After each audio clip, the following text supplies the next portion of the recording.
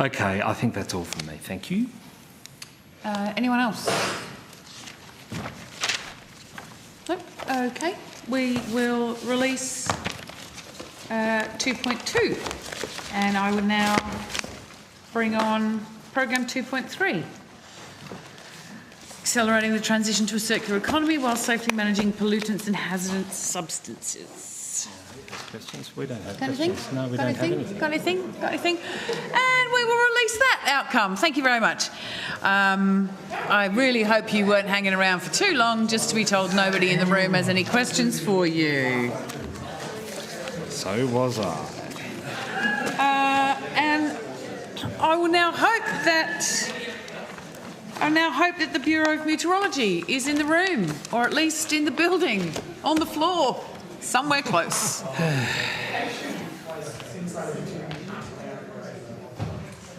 But if you were looking at the program, you may not feel that way.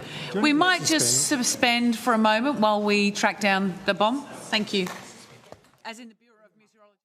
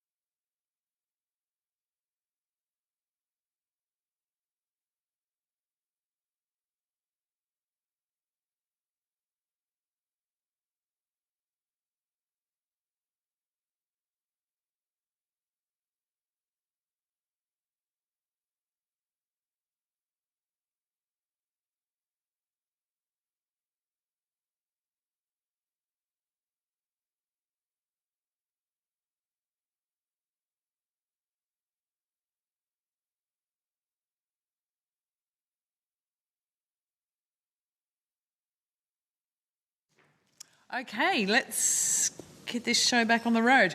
I now welcome officers from the Bureau of Meteorology and welcome Dr. Andrew Johnson, Chief Executive Officer and Director of Meteorology. Would you care to make an opening statement, Dr. Johnson? No, thank you, Chair.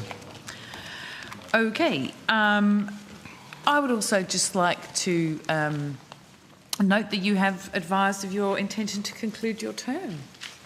So may we wish you all the very, very best in your next great adventure. Thank you very much. And thank you for your time with this committee. Thank you.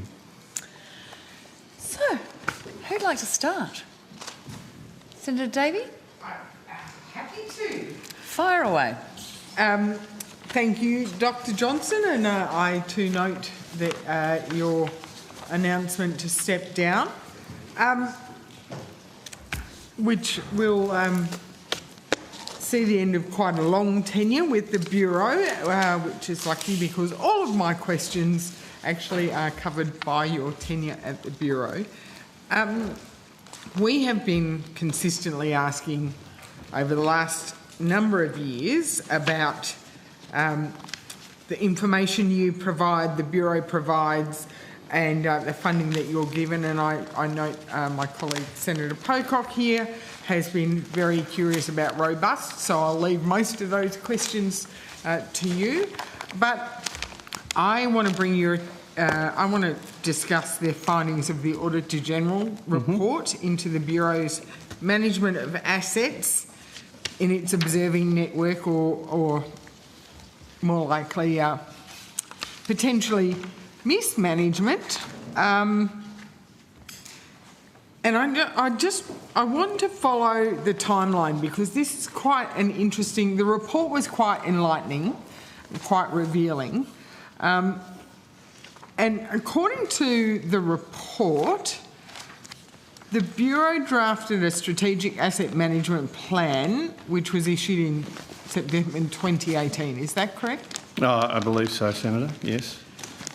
And the Strategic Asset Management Plan, known as the SAMP, found amongst other things an ageing asset base, a lack of reference to baseline asset information, inconsistent asset management processes, and a disparate legacy recording system.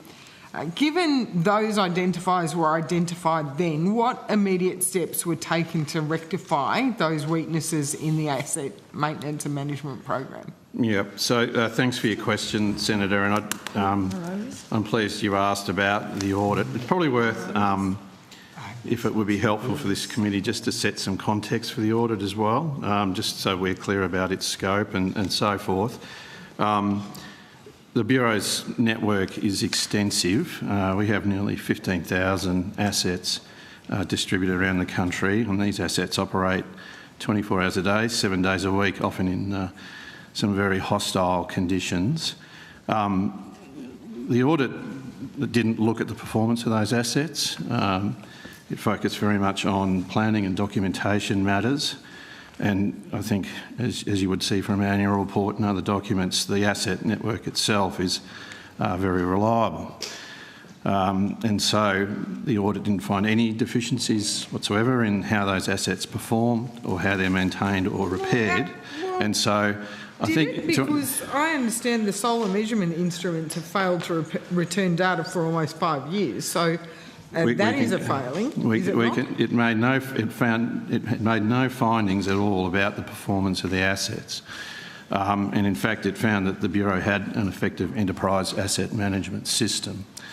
So, to go to your question, many years ago, at the start of my tenure, we initiated a series of reforms to the way in which our observing assets were managed, and the audit has basically occurred in situ as that process of continuous improvement has occurred. So the asset management plans that you refer to didn't exist when I arrived at the Bureau. There's been a comprehensive effort to develop 9-year plans for each of our asset classes.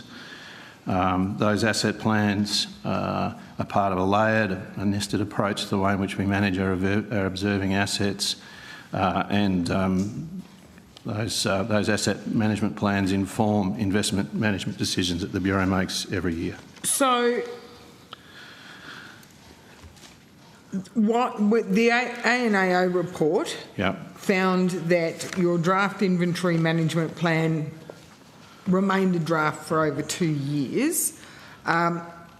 It found that the enterprise asset management system rolled out in 2021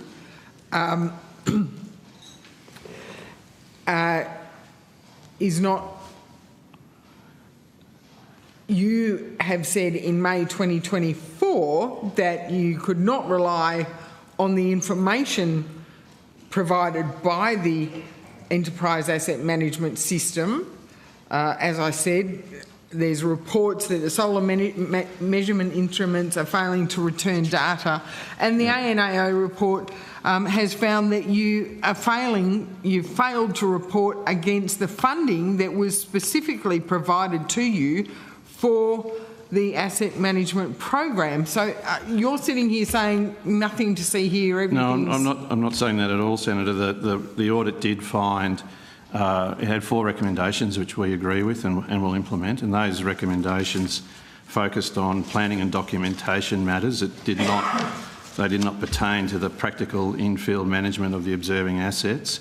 I'm not sure where the comment that you mentioned about saying that the enterprise asset management system is not effective, because it is, and the ANAO did explicitly find that. I can find the reference to that in the report if that would be helpful for you. The update, certainly the updating of a lot of that documentation, we take that feedback from the ANAO on board. It's an area where we've been attempting to bring all of that documentation up to date. And as I said, it forms the core of their recommendations, which we've agreed to, and we'll action them as they've requested. I mean, your reading of this report and my reading of this report are quite different interpretations.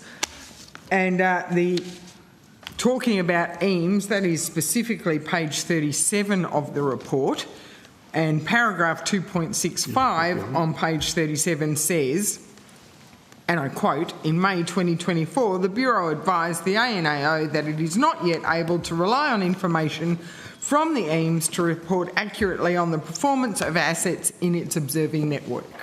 Yeah. Well, I'd need to review that statement again. I may ask my colleague, Ms Brinsmead, I hope is online, because we do have folks interstate coming. She may wish to comment specifically on that statement. Hello, can you hear me? Yeah. Hi, Nicole Brinsmead, Group Executive Data and Digital and the Chief Information and Technology Officer. So currently the Enterprise Asset Management System is used for asset management and the maintenance of our asset management network. The data we collect is not specifically related to the performance of the actual assets themselves in terms of availability. So what is the purpose of it then, if it's not to identify assets? It's how we manage the assets, so in terms of what maintenance regimes, what's the life cycle, what work orders, and it holds documentation in relation to the configuration and location of those assets, so it holds all the metadata associated with those assets as well. So when an asset is identified as not working to spec, how is that then managed and rectified? Because another aspect of the report was that not all maintenance notifications are resolved within this time frame targeted by the Bureau. Yeah, so overall the asset management system tracks the maintenance regime of the asset, but it also tracks the work orders that we initiate if a return to service is required. So we have monitoring on our the assets, and if there is a disruption in data or there's a notification that an asset's not working, that is notified to us, and then a work order is actually opened up in the asset management system, and then that's tracked to closure once the asset's been returned to service. So that's what we use, the asset management system. It doesn't specifically manage the uptime, or it doesn't monitor the uptime of the asset. That's a different system that we use that for. We're going to rotate the call, Senator Davey. Do you want to wrap up there? I'll come back to the funding side of the ANAO, so I'm happy to rotate the call. Yes, thank you, Chair, and I'll follow up some of the points that Senator Davies been raising. But I want to go to you, Minister, as the Minister representing the relevant Minister. Minister Plibersek was reported in early February that she had sought an urgent meeting on financial management at the Bureau of Meteorology after it was revealed that hundreds of millions of dollars in maintenance funds had been used to cover cost overruns. The Minister said publicly that the ANAO report shows, and I'm quoting, I think, there need to be better systems and processes in the organisation. Has that meeting, the briefing that Minister Plibersek talked about, occurred? I'll seek some advice and see if I can come back to you in a few minutes. Maybe Dr Johnson can tell me whether that meeting occurred. I'm very happy to speak to it. And firstly, Senator, the premise of your question... I'm asking you whether the meeting occurred, Dr Johnson. I'm in the process of answering your question. The premise of your question is flawed in the first place. The statement... I'm going to come to the issue you make is incorrect. Of the misplacement of funds, but I'd just like to have a meeting with the Minister. That statement is incorrect. There has been no misplacement of funds, and yes... I've certainly met with the Minister, as I've done during my tenure, so this notion that there's been some misdirection or misdirection of funds is false. I couldn't be any clearer with that. We'll come back to that. I'd be happy to, yeah. Minister, that meeting did occur, it seems. Are you aware of whether the Minister sought Dr Johnson's resignation? I certainly haven't been briefed that anything like that occurred. Mr Johnson, did you offer your resignation? No, I did not, Senator. What was learned at that meeting, Minister, about financial management at the Bureau of Meteorology, particularly in relation to the use of management funds to cover cost overruns as detailed in the ANAO report on the Bureau? Well, I think that the Chief Executive Officer has started to respond to some of those assertions that you've made, and I expect Senator Davey is going to come to some of those issues in her questions as well. I'm simply not in a position to add any more detail. I mean, officials may be able to, but I'm not in a position to add any more detail, not because I'm trying to be unhelpful, but we'll take on notice anything that we might be able to provide you in relation to that. The ANAO report is clear in pointing to a range of maintenance shortfalls in the Bureau of Meteorology for the period in which it did its review. So when you look to recruiting as a government to replace Dr Johnson, will you be putting as a government emphasis on financial and project management skills, given the cost blowouts and critical delays that are reported in relation to both the Robust program and the Australis 2 project? Well, I understand a series of assertions have been made about the ANAO report. I haven't been given the benefit. I'm particularly asking about Robust and Australis 2 in this question. I haven't been given the benefit of reading that report. But the government's approach will be to recruit somebody to this position at the appropriate time who's got all of the skills that are necessary to run this important organisation. I don't think I could say much more than that. And will you ensure that no person who has been found to have deliberately misled a federal court will be appointed to that position? It sounds like the kind of thing that would well, I'm just not sure of the context. Well, there is context to that question. Well, I'd hope so, but I'm not aware of it. And would you think it appropriate to appoint someone who had been charged by a federal court to have been deliberately misled by them to be in a senior leadership position? Well, I'm just not aware of the context that you're talking about, Senator Pocock, so I'm reluctant to express a view. I'll put that question perhaps on notice to the Minister. What is the date, if I can ask you, Dr Johnson, on which your resignation becomes effective? The 12th of September. And does that constitute the completion of the full term of your current contract? No. How far short of your current contract is the 12th of September? Approximately 1 year. 1 year. And will you be active in the role to that date, or are there periods of leave or secondment or other periods of absence? It's my intention to work till the 12th of September. Okay, thank you.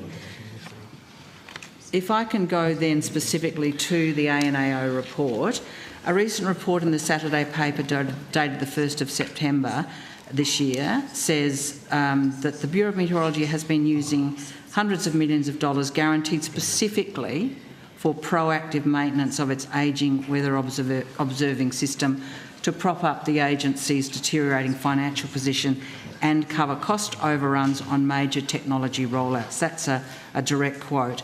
The article also points to the ANO report which it terms scathing, given that the Auditor-General says the Bureau has failed to account for all of its money allocated to maintenance and to complete adequately its maintenance program. Do you believe the Bureau has spent money intended for asset maintenance on anything other than asset maintenance? So, Senator, the premise of your question, the statement that you've made from the Saturday paper, they are false. And maybe it would help you and the committee if I could explain the purposes for which the monies that are being referred to in public commentary were appropriated. So when the Robust program was funded, and as you will recall, it was funded in 3 tranches, when the final tranche was considered in the 2021 budget, another measure was considered as part of that submission, which was a funding allocation to sustain the benefits of the Robust program. Okay, so that was announced in the 2021 budget. Funds to sustain the benefits of the Robust program, which include a whole range of things, including the observing system assets, started to commence in 21-22 at a small level, increased a little bit more in 22-23, and then ramped up to their full intended expenditure levels in 23-24. Just to be crystal clear with you, those funds were intended to sustain the benefits of the Robust program, which included security and stability of the Bureau's IT and OT systems, which includes, but doesn't exclude other things, includes our observing assets, but also includes other things as well, models, technology, high-performance computing and so forth. When it became clear that the Robust program was likely to take longer than anticipated and to cost more than anticipated, we commenced discussions with the central agencies about what our options were to deal with the shortfall in funding, and you're well aware of what that shortfall is. Based on those discussions with the central agencies, it was agreed that the Bureau wouldn't put in a submission back into budget to cover the shortfall, that it was a legitimate use of those sustainment funds, the funds appropriated for the sustainment of Robust, to be used to contribute to the Bureau's core base funding. So everything we've done with respect to our funding has been with the full agreement, the full consultation with the Department of Finance and the Department of Prime Minister and Cabinet. So the statements made that the Bureau somehow, and the inference that the Bureau somehow mismanaged public funds, diverted funds for the purposes which they're not intended, is false, is completely false. And everything that we've done with respect to our finances has been with the full agreement, concurrence and close involvement of the central agencies. Senator, we're going to take a break for the afternoon, for the evening tea, and we'll come back at 9:30 with the Bureau of Meteorology.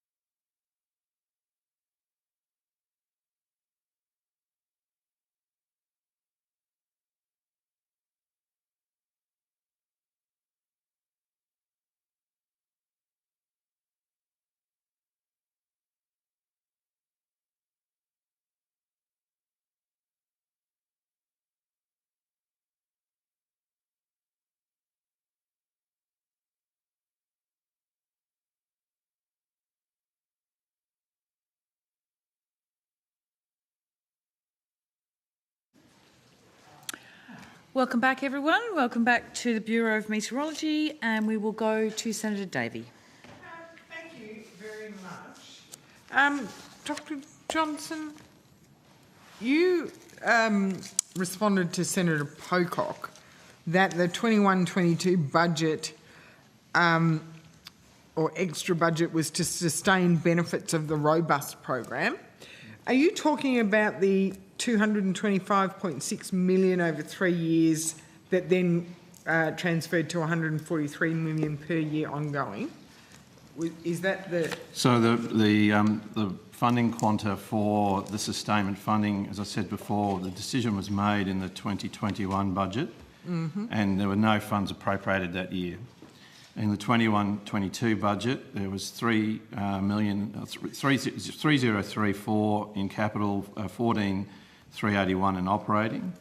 In 22-23, there was 12,672 in capital, 52,449 in operating, and then in 23-24, when the full ramp up started to occur, 73,850 in capital and 68,727 in operating, and it's intended at that level with indexation to continue as an ongoing measure. So when the ANAO reports that in the 2020-21 federal budget, the Australian government increased the Bureau's overall funding to ensure the financial sustainability of the Bureau and included 225.6 million over 3 years from 21-22 and 143.7 million per year ongoing from 24-25 to maintain a proactive asset maintenance schedule consistent with industry best practice.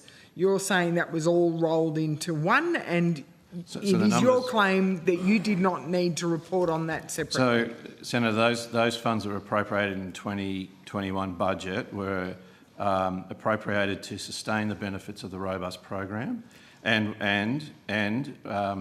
the decision at the time was that they would be absorbed and integrated and incorporated within the Bureau's baseline funding. So the reporting of that... Does the ANAO not mention robust in association with that funding at all, given they are the audit office and they are looking at the governance and tracking of federal funds?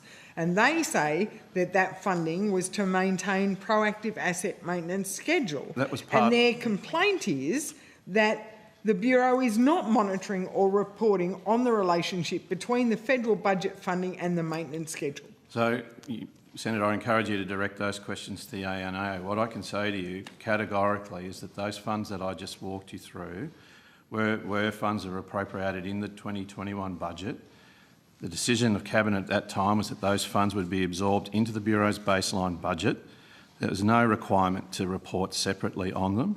They would be reported as part of our corporate plan and our annual report. And there's also an important thing that you said there again, I'd just like to correct, that those funds were not sustainability funds. They were funds to sustain the benefits of the robust program.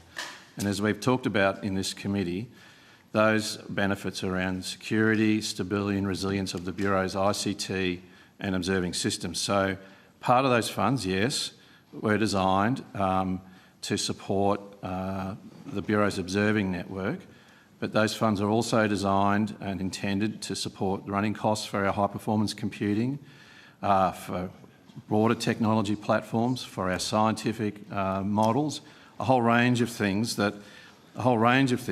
of which the observing systems are one. So the modelling you undertook in 2019-20 to estimate the costs over time to maintain and replace all assets based on the asset's installation date, that then you took to government to request additional funding, was that designed... So there was a business case done to support that budget decision, which had a whole range of dimensions to it, as I've just outlined to you, of which the observing systems are one. And the budget decision that was made in the 2021 budget was based on the figures that were in that business case. And that business case included, and the budget decision also included, indexation over time. So they were our estimates at the time of what the costs of maintaining that assets would be. My reading of the ANAO report is that that business case was about maintenance and replacement of assets. Senator, It doesn't talk about robust. No, it doesn't. But this is But a really you important have point. you have then interpreted the funding. No, parcel. it's not an interpretation. Well, this is a really important point, and the commentary that's been made in the public domain is fundamentally wrong and misinformed. Well, where was it? Where was it reported and agreed with the minister? Senator Davey, well, I've been listening to the exchange. I just think you have to let the official finish answering the question before you move to the next. I know that you're anxious to move on to the next part, but he is trying to explain. I've heard him try 3 times now to try and explain this point. I don't know what it is, but I haven't been engaged in these issues. I just ask that you let him finish his responses before you press on with questions. So, Senator, just to be crystal clear, the sustainment funding is to sustain the benefits of robust. The robust investment didn't apply to the entirety of the Bureau's operations either. So, again, for the avoidance of any doubt, that sustainment funding is designed to support a range of things in the Bureau, of which the some of the observing assets are part of it, but by no means all. And so I don't know why the ANAO didn't refer to that in their report. Their scope's very clear, and as you'll see in the front of the report what their scope is. But I can assure you we're using those sustainment funds for the purposes which they're intended. And everything we've done with the use of that funding, we have by agreement in writing from the Department of Finance. So we've behaved entirely appropriately in the deployment of those funds. So there would be somewhere in writing an agreement that explains that this particular bucket of funding that, according to the ANAO, was to maintain proactive asset maintenance schedule was part of a broader, robust package. That would be a broader writing. package designed to sustain the benefits of robust, yes. That information is available. Can you certainly, certainly, and this is where the public commentary is entirely misinformed, frankly, on the purposes of that funding. This is on the record. It's part of a budget decision, and as I said before, everything we've done with respect to those sustainment funds has been with the full concurrence of the central agencies. And to be fair, as I said from the outset, Dr Johnson, we in this committee across party lines have been asking questions about robust, about funding, about cost blowouts for several years now, and we continue to get a bit of a runaround. We've got an ANAO report that is quite scathing in their findings about your asset maintenance and management regime. We've got farmers who've lost money because they're questioning, and on the back of this report, they're now questioning whether they can actually have confidence in forecasting and the observation network of the Bureau. Senator, can I respond to that? Because again, I think there are a whole range of things that are being conflated, and I'd point you to the actual performance of our networks, which I think are astounding, really, given the incredibly harsh environment in which those 15,000 plus assets have to operate. So when you think about the critical Tier 1 assets, our automatic weather stations, which record rainfall, our radars, they're all above 95% uptime, and they've been at that level for as long as I can remember, and in fact in some years up to 97 plus. So if you actually look at the performance of the network, it's very high, and that, as you correctly point out, that performance of that network's vital in terms of the services we delivered. So I would say to you and to your constituents that judge us on the performance record. It's been strong for a sustained period of time. Yes, we're on a maturity journey in terms of our documentation, but if I could just point you to the facts of the performance of the network, particularly those critical systems like the radar network, like the automatic weather station network and so on, their uptime's been very high. I won't mention, I know that you don't own all the flood gauges at the moment, but the flood warning system has been lacking for a while. And did you just say you're on a maturity journey in terms of documentation? Yes. How old is the Bureau? Well, Senator, I can only say to you that when I arrived there was almost a very low maturity in our systems, and so we started that process of improving the way we document and manage our assets. We have a lot of things that have needed to be done in the Bureau in recent years. I wish that we'd have it completed earlier. The ANAO has pointed out, it's pointed out in its findings that in many of the things we do, we're not fully effective. They have pointed out we're partly effective. So I don't interpret it that the system's broken. It points out that we've just got work to do, and we agree with that, and that's what we're doing. But I also say, because again, there's been commentary around the performance of the network and people not having confidence in it. I'm just looking here at the latest statistics. 99.2% uptime for satellite data feeds, 98.6% for wind profilers, 98.5% from automatic weather stations, 96.2% for weather radars, and 95% for the flood warning network that we own. And as you know, we both share this passion in common. There's a huge footprint of assets out there that we don't own, whose performance isn't great, and we're working hard to address that situation as well. We're just going to need to rotate the call. We'll go to Senator Rennick. Just in regards to the solar management instruments have returned no data to stakeholders for almost 5 years. What is that in relation to? Is that measuring atmospheric temperature, or what's a solar measurement instrument? Thanks for the question. If you like, the day-to-day solar measurements are done via satellite. Yeah. And the ground stations are used for calibration and validation of the satellite images. Yeah.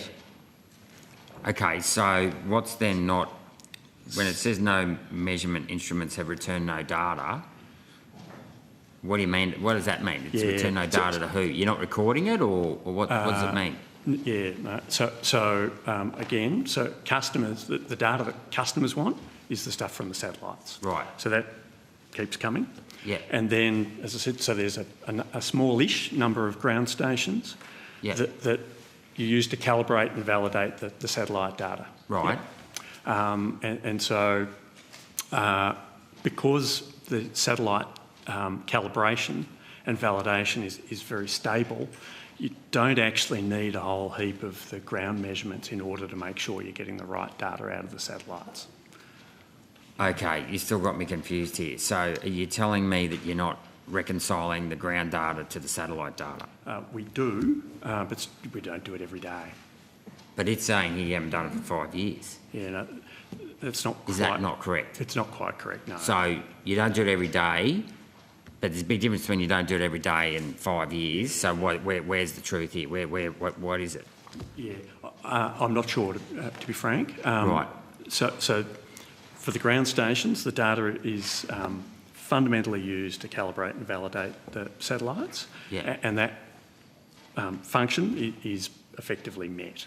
Right, okay, because that then comes back to a report that was done back in 2011 about ways to improve your observation data, and it said you should have multiple thermometers at each weather station so that you can check for redundancy. So you have redundancy, and you can calibrate between the thermometers. Yeah.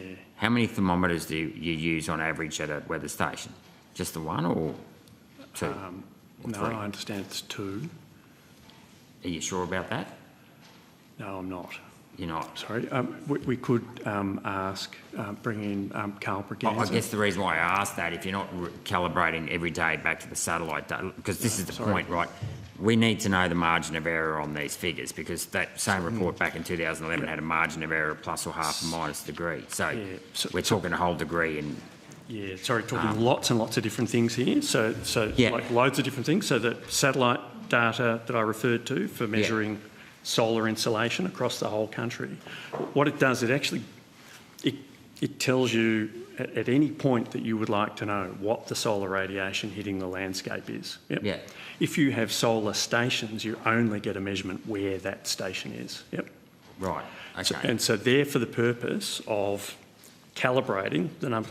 If you like, the satellite just gives you a bunch of numbers, and you need to turn those numbers into a solar energy figure, and that's what the ground stations are used for. Temperature data, completely different. Completely different thing. Okay, so this article in the Saturday paper seems to imply that spending and delivery of quality assurance on actual outcomes, measuring data, is being underdone. I guess my question to you is, what's your ratio of employees at the Bureau of Meteorology that's involved in recording the weather and actually maintaining quality assurance over actual observations versus the number of people in the climate division that model and do things like homogenisation? Do you have a quick, an overview of what you break up between your staff and the money that's spent between these two? Because one's modelling and one's actual. Maybe I can make a general statement, Senator. We have many hundreds of people in our data and digital group. Ms Brinsmead, who's online, can give you the exact numbers of people that we have. And the data and digital group, is that actual? Have involved in maintenance. Right. Peter can answer this in a minute, but we spend more on maintenance of our observing assets in the Bureau at the moment than we've done at any time since I've been here. So we have. Okay, so my question to you is, what's the ratio between maintenance and actual upkeep of the instruments that record? We'd have to do the numbers on that, but we have a very small team. Peter might want to elaborate here. You go ahead. Thanks. Just on the measurement accuracy for temperature, just to be clear, so I know in the past we've discussed measurement tolerance of the equipment. That's the maximum allowable error. Okay, it's not the actual error, it's the maximum that's allowed. When we actually look at the uncertainty of temperature measurement, it's very low. We estimate that to be 0.04 of a degree. 0.084 of a degree. Okay, and is that because you have two thermometers at each weather station? Well, they get calibrated at least twice a year. Yeah. So how many? Yeah, but that's the point. To calibrate, you've got to have you've got to match one against the other because you've got nothing to calibrate you against. Don't calibrate thermometers by having two out in the field. Yeah, they could both drift. Yeah, so you have reference thermometers that you use, right? And our technicians go out and actually calibrate the thermometers using. But that was the recommendation in this peer review back in 2011, was that you have two thermometers so that if you, for redundancy, if one breaks down, and as it says here, there's 10% of planned maintenance doesn't take place, 43% of these incidents did not meet agency targets, mean time to restore, which means if something breaks down, you've got gaps in your data series. So that's why it's pushing for two thermometers at every weather station. Yeah, I'll just say, with that independent review from 2011, we've met all but one of the recommendations there, and that's the one around digitisation. So if you met them all, you'd have two at every weather station, is that correct? Met them all. So how come you didn't know that before? Well, I've answered the question in a different way. I know that we've met all except one of the requirements of the independent review. Okay, well, I don't want to take up too much time. So I guess my question is you're the CEO, Mr Johnson. You do, I presume, monthly management accounts here where you're looking at front end, the expenditure you're spending on actual upkeep of collecting real data, and then you have your model data, your homogenised data that is based off the real data set. Now, your model data is only going to be good as the real data that you collect, garbage in, garbage out, right? So what is the proportion of expenditure between actually upkeep at the Bureau of Meteorology and what I call homogenised? We'll take that on notice, Senator. But wouldn't you have a rough idea of that in your head? Well, we're talking about a $700 million business. I don't have the exact numbers. I'd rather give you a correct answer rather than speculate here. Okay. But as I said in my general comments, we have a very large team that is involved, and an excellent team, I might add, dedicated people who sustain I'm sure our assets at a very high level of performance, and a very small team that deals with the issues that you're referring to. So I don't know the exact ratio, but we'll take it on notice. And how many employees all up, the Bureau? Right now we have 1,722 in our ASL at December, I think that number is. And what's your annual budget? About seven. It depends on how you count it, but around between 700 and 800 million, depending on which term you use. Yeah. Okay, and that most of that robust project is on the actual. Robust is closed. So it closed last 30 June. So robust no longer exists. Okay, but the purpose of that was to upgrade actual. No, the purpose of robust was to look at the security, stability, and resilience of the Bureau's IT and OT. So that was back-end expenditure. Sorry, I'm not sure what you mean by back-end expenditure. Well, your front end is recording all the data and then you're storing it in. So the Bureau has a whole range of information and observing technologies. Robust was designed to be a comprehensive injection to make those systems secure, stable and resilient, and it funded a whole range of activities in the Bureau, both operating expenditure and capital expenditure. Okay. So that program has finished, and going back to the questions from Senator Davey and Senator Pocock, in the 2021 budget we were appropriated funds to sustain the benefits of the robust program with the view, the government of the day took the view that the reason why robust was needed in the first place was many, many years of underinvestment in the Bureau, and the investment in the sustainment funding was to hopefully avoid being in that same situation that we found ourselves in late 2015, early 2016, where the Bureau's systems had been compromised by a state actor, and we'd had a number of, I wasn't there at the time, but apparently a number of major system outages. Yeah, okay, that's fine. So that's what robust is for. Okay, and, cool. and the sustainment money is for. No worries. Okay, thanks, Chair. Thank you. Senator Pocock. Thank you, Chair. I wanted to go back to the question of spending on maintenance versus robust.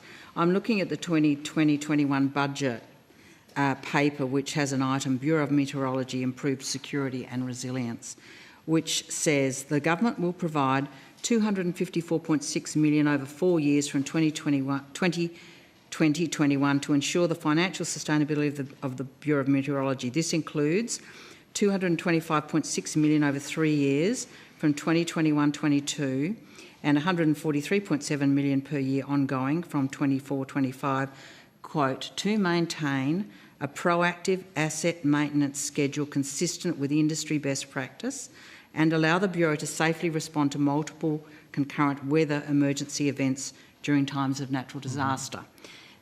You said, Mr Johnson, I think, that you had clear written support for using funds for robust.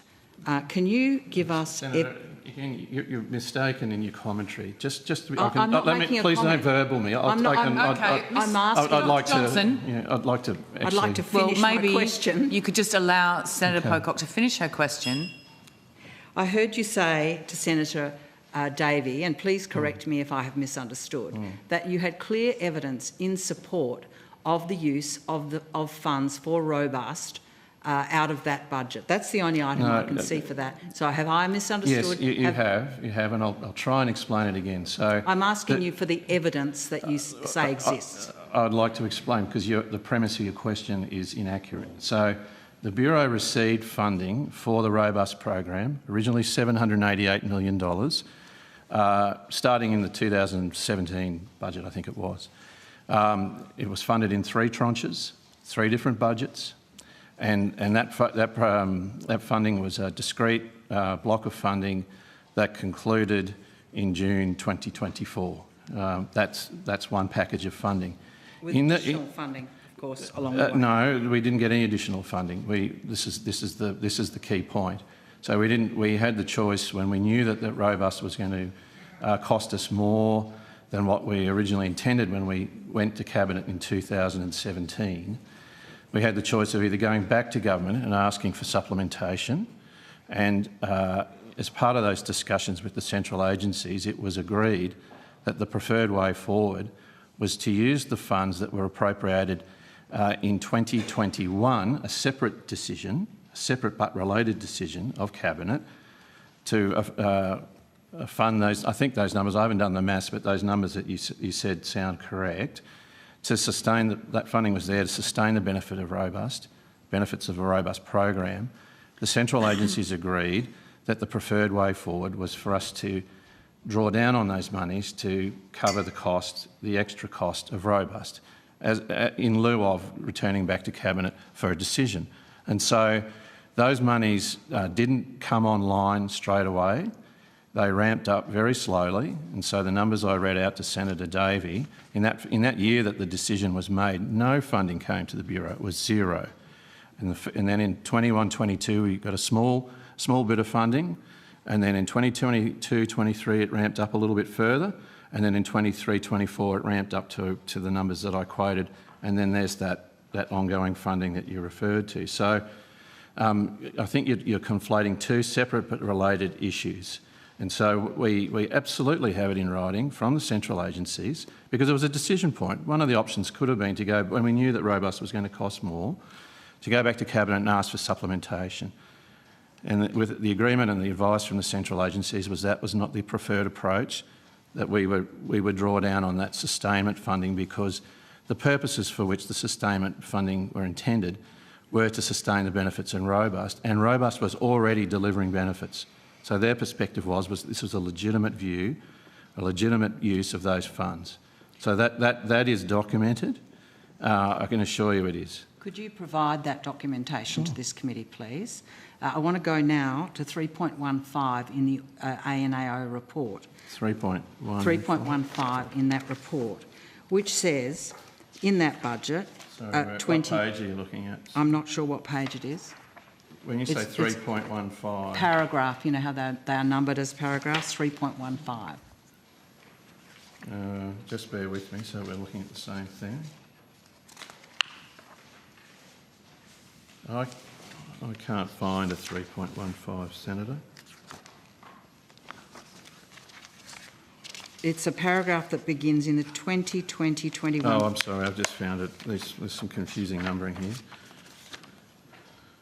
Yes, I think we've got it. So this is the ANAO saying that in that federal budget, the government increased the Bureau's overall funding to ensure, and they're basically repeating the words I just quoted from the budget.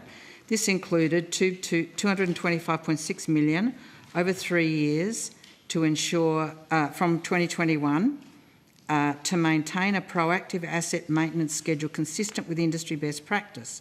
The funding model involved an annual increase in both capital and operating funding between 21-22 and 23-24, at which point the planned ongoing level of funding is set at $143.7 million per year across all assets within the Bureau. Did the Bureau ever end up developing a proactive asset maintenance schedule consistent with industry best practice, as that budget line and the ANO believe you should have? So yes, we have, and I'll ask Ms Brismead to comment. We do have a very active planning process around active maintenance of the Bureau's assets.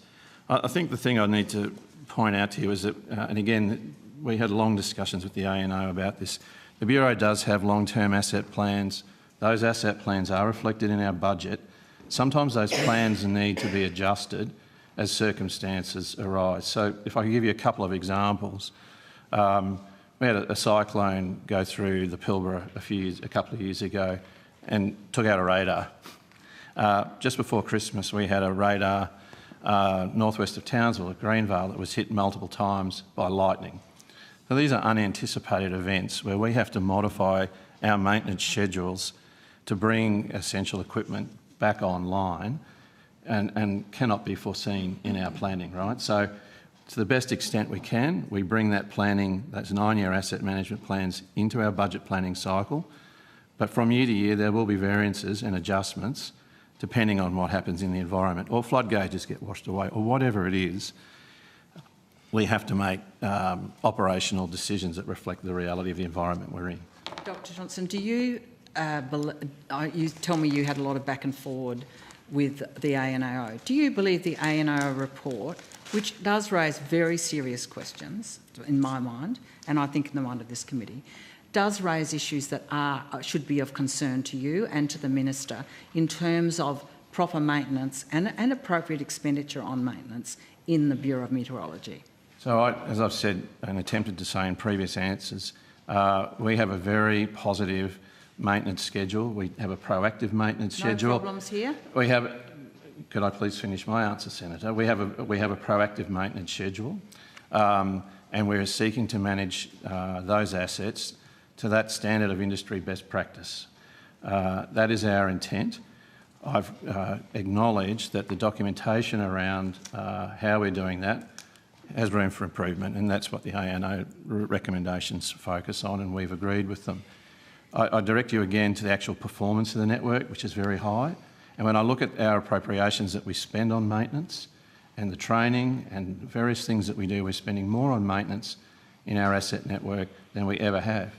Now, there are going to be some times where our desire to achieve that industry best practice cannot be met because we have to take pragmatic actions to respond to an unanticipated or unforeseen event somewhere else in the network. But to the large extent, we're fulfilling, in my view, our obligations around that schedule. It's very challenging given the number of assets we've got, over 15,000 in the field, many of them in very remote locations, and we're doing our best. Our teams are doing their best. And as I said, the investment the Bureau has been making in maintenance on my watch has been increasing year on year, hasn't been decreasing. So, and this money that was appropriated to us will be very helpful in that regard. As I've also said in my previous answers, that money was designed for a whole range of purposes, not just maintenance of the asset network. So I think we in the Senate place a lot of weight on the ANAO, and it's very important work. And we have a report which raises really serious concerns for me, and I hear you characterise them as problems of documentation. That really worries me in a very important part of the architecture of governance in Australia in a climate crisis. And I hear you characterise it as a problem of documentation, and the background to this is very significant. I know you will agree with this. Every Australian taxpayer will agree. A massive overrun on robust and serious concerns about spending that occurs within the Bureau of Meteorology, and that is why our questioning is forensic. And I don't think we're going to agree on this, but I think this is more than a documentation problem. But I want to go to another issue within the ANAO, which found that in November last year, the staffing level at national observing operation hubs across the Bureau were at just 78% of the target full-time equivalent level. So in my city, in Adelaide, 69% of the target of staffing and much less in both Sydney and Brisbane, respectively. This is a real concern, is it not, that we've got really well under the staffing levels that we need for this very important work? Why is that level of understaffing so low relative to targets? I'll ask Ms Brismead, who runs that area, to answer your question, Senator. Hello, can you hear me? Yes. Thanks. We acknowledge that currently the National Observing Operations Team is under its staffing allocation. Some of that is attributed to the challenges that we actually do have in recruiting appropriately skilled staff, particularly in some of those cities. So Sydney is particularly a city that's challenged. We find very challenging to recruit staff and have to go out to market on multiple occasions. So we currently have quite a lot of active recruitment underway to try and sort of build those staffing levels up. And then once we do, onboard new staff members, they have to go through the relevant training. So there's a lead time to when they're sort of useful. But there is also staff attrition. So keeping up with onboarding staff with staff departures is a constant challenge. And we are having challenges maintaining that level at 100%. You have my sympathy in a difficult labour market. Am I able to go on with a further question? I know you will want to rotate. No, you can go on. Okay, Please go ahead. I want to go to a contract extension. In your answer to a question taken on notice at the previous hearing, question number SQ240000929, sorry, I'm sure you'll have it at your fingertips, you responded with information relating to 9 extensions to a contract you had with Accenture for work originally valued at $31 million, which eventually blew out to $75 million.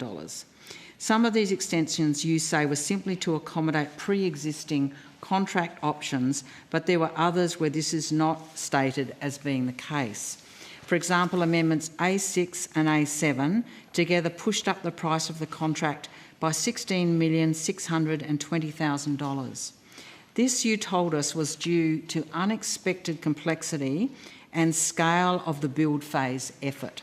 Now, if we take amendments A1 to A4 into account, which were made for exactly the same reason, it adds to a further $5.4 million in the taxpayer's bill. The Australian public really is looking for some reassurance here, and certainly I am, as to why both the agency and the tenderer, in this case, the international consulting firm Accenture, underestimated the amount of effort required for this job to the tune of $22 million. To me, that's an enormous amount of effort. while we're at it, how can we have faith that we're getting value for money when none of this additional work is open for tender for smaller local firms, some of whom have told me they think these big international consulting firms are routinely taking the Australian government and taxpayers for a ride? And that's a massive change in the value of a contract. What's going on inside that? So I'll ask Ms Wickham, who's in Melbourne, who heads our procurement. Senator, you went through that very quickly, so I'll just check, Michelle, whether you actually caught the contract that's that the Senator's interested in. Maybe yes, I did. if we could just repeat it, just to be sure we're talking about the same thing. Have you got it? Yes, I have. Thank you, Andrew. Okay. Michelle Wickham, Acting General Manager, Portfolio Management. So all the robust contracts were undertaken through an open tender process, which means that anybody can apply for the work, and that those we had an independent probity advisor overseeing the procurement process for the open tenders. We used the ADS contract templates, and it was always envisaged that these contracts would have a design, build and run or support service phase for those contracts. As I think Ms Brinsmead and Dr Johnson have previously advised, the contract amendments, there was additional and unexpected complexity in the build phase, effort required to investigate, design, build, test and deploy the technology components of the particular platform. I might find that plausible if it was a mere 500,000, but we're talking not that. We're not talking 1 million, we're talking 22 million. How does that happen? It is such a monstrous shift. And for you, that I'm assuming when you talk about the initial contract being available to open tender, the massive ongoing contract variations are not available to open tender, are they not? So obviously the work undertaken by the major vendors operates within our Bureau managed projects, and obviously their work, including the amount of effort required, is subject to close oversight by the contract manager, the project manager, and then the governance arrangements for each project. Any proposed change to the effort required to complete the deliverables operates under a defined change process. Changes may be based upon Bureau-initiated or vendor-initiated proposals. Any proposed amendment is considered by the Bureau's delivery and procurement teams for assessment, and if validated and supported, proposed to the delegate for decision. And then all amendments, inclusive of the total, are assessed for value for money. So how do you monitor effort in that project, Ms Wickham? So compensation, so in terms of how the contracts are actually constructed, some of them are based on different pricing approaches, and sometimes we have fixed price, and typically where we have a greater degree of certainty, but where there is risk or where the solution design and build follows a period of discovery, or where there are significant dependencies, effort-based pricing approaches are better suited. And this means that within the contract, at the tender time, labour rates were provided as part of an open tender process, and they were transparently agreed. So primarily the robust contracts included a mix of pricing elements, but are predominantly effort-based because of the relatively high degree of risk and uncertainty at the time of tendering.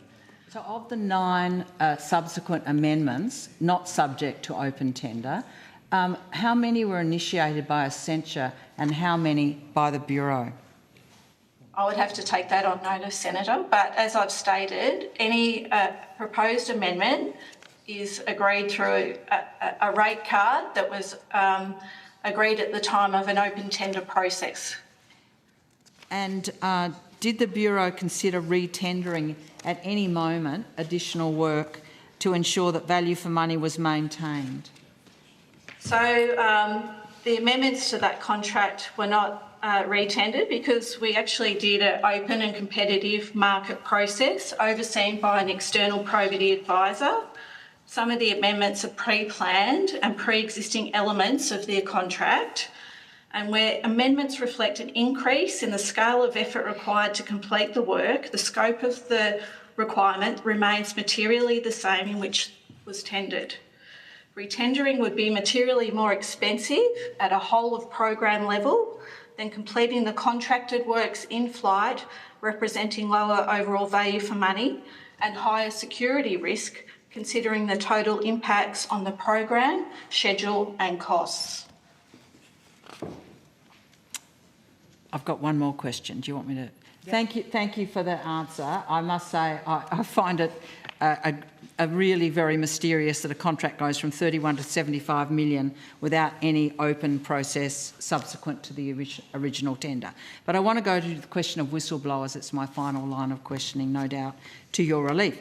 At the previous estimates hearing on the 8th of November last year, I asked in question SQ 24000929 whether the Bureau keeps records of whistleblower incidents, which you took on notice, I think, Dr Johnson, and replied the Bureau does not publish information on whistleblower incidents. Has the Bureau, in the last 5 years, investigated any incidents of unauthorised sharing of information, including information being leaked to the media? I think we've also answered that question as well in a related question on notice, but I might ask Ms Hewitt to come to the table to answer that question, Senator. I think Senator Duniam asked a question on notice about the matter around investigation of unauthorised. If I can just check, I think, and just while we're waiting for Ms Hewitt to come, Senator Duniam asked the question SQ 24000926 around unauthorised commentary, and our answer's there on the record. I'm happy to repeat it if it would be helpful for you, but it says the Bureau of Meteorology routinely monitors the use of its technology systems in line with the requirements of the government's protective security policy framework.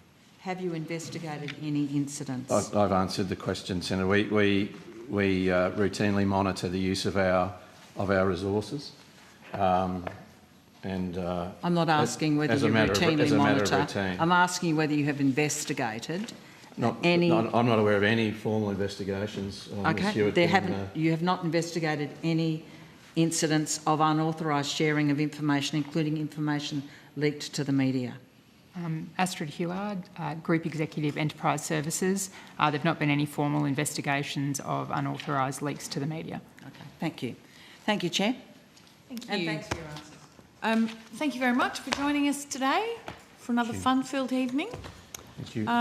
We will now let you go, and I'll call officers from the department in relation to Program 3.1, contributing to Australia's national Antarctic interests through science, environmental management and international engagement, including delivering Australia's scientific research and operations in Antarctica and the Southern Ocean.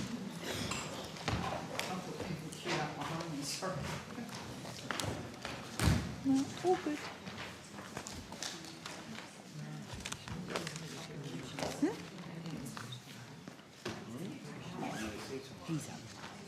Yeah. He's a shock.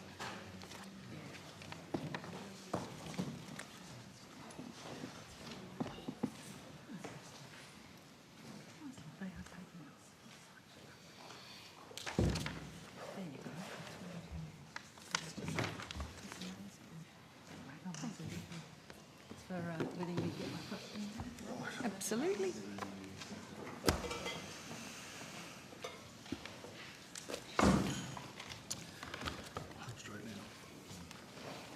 Welcome, Mrs. Sullivan, Ms. Campbell. Lovely to see you. We'll go directly to Senator Duniam. Thank you, Chair. Very quickly, so in the last budget there was an announcement of a multi-year program for repairs and upgrades at Macquarie Island Station. When is that work due to be complete? Yeah, Emma Campbell, Division Head, Australian Antarctic Division.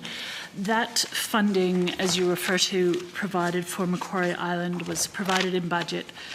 That was funding over 9 years. So I don't have the number right handy, but I'm sure we can find it. But it was a 9-year program. 9 financial years hence. Yep. Okay, which would be, what, 2025, so 2034 or thereabouts. So that was the original proposal, and you're planning to stick to that time frame. Do you think, are there any contingencies built into that allocation of funding? Sorry, Sean Sullivan, Deputy Secretary. Just trying to work out where you want to go with that, Senator, in terms of the question. Yeah. So, I mean, look, it's because we talk about contingencies in terms of it's a difficult project to deliver, primarily because of, well, for a range of reasons, but access to Macquarie Island itself is really difficult, and so looking at other options as part of that 9-year program potentially to help out with that, because if we do get delays in terms of weather, then we've got to try and make that up. So yes, we are planning for that and trying to plan over that longer horizon, remembering at the same time we're doing sustainment works on Macquarie Island to try and make sure it's as safe as possible while we build the new facilities. Is there a standard formula for contingencies for these sort of remote projects as part of the Antarctic program, like a certain percentage you'd build in? Because, as you say, it's not like a school or a other civil project. Philip Boxall, Branch Head, Access and Technology Branch, AAD. There is some contingency built in, Senator. As you're no doubt aware, the difficulty we work under in relation to Macquarie Island, you can never really predict moving forward. But there is contingency built into the funding. And importantly, I think I picked up your first question in relation to, was there a question in regards to what we're doing at the moment, or no, but if you'd like to tell me. Well, actually, my next question was going to be in terms of the upfront expenditure of that money. I mean, presume, is it being spent as we speak? So since the last budget now, there's work underway. So we are, we're actively working on the project at the moment. And so what, can you just tell me in brief what that is? So at the moment we're in the design and procurement phase. Okay. Well, we're also continuing, as Mr. Sullivan talked about, the critical sustainment work. And for example, this season there's been upgrades to roads and accommodation for expeditioners. Sure thing, okay. On the Hobart Wharf, Mac 5, is it Mac 6 rather, project, where are we at with that? Because it was what, 180 or thereabouts million allocated? It was 188 million. 188? Capital contribution, so it's that I'll get Ms Campbell to talk about progress with the Tasmanian Government, but just for the record, it's not just about the building of the wharf, it's for priority access for the wharf for 30 years. It's continuing access to portside facilities. It is access to shoreside power suitable for the Nuena. It's also coupled with a promise from the Tasmanian Government for a refuelling option, as well as basically a measure of good faith for us to work through future portside infrastructure needs. But in terms of where we're up to with that deal. Yeah, since the government provided that funding in the MAIFA, we've been working with the Tasmanian Government. Minister and the Premier have signed a Federation funding agreement for that funding to flow. That document's signed and it'll be available publicly very shortly. It's with Treasury. Sure. And so we're continuing to work with Tassie on the milestones under that agreement. Okay. Just in terms of some of the actual work on the wharf, does any of it go to the strengthening of the wharf, or that is for the asset owner, the Tasmanian Government, to deal with? Yeah, under the terms of the agreement, the Tasmanian Government and Tasports will build a new wharf at Wharf 6, and that's what that funding is for. And just on the refuelling option, what's the latest? That's Mr Boxer, you've got the latest information. Thank you, Mr Sullivan. So we've been working with the Tasmanian Government to assist them in developing a solution, and they have gone for an expression of interest for the Port of Hobart refuelling solution, went out on the 7th of February, and the EOI closes on the 6th of March. Okay, and just on, if I can, just what is, just on the wharf rebuild that the Tasmanian Government are going to undertake, have they, as part of the agreement that's been signed with the Commonwealth, given an end date to when they might get that done?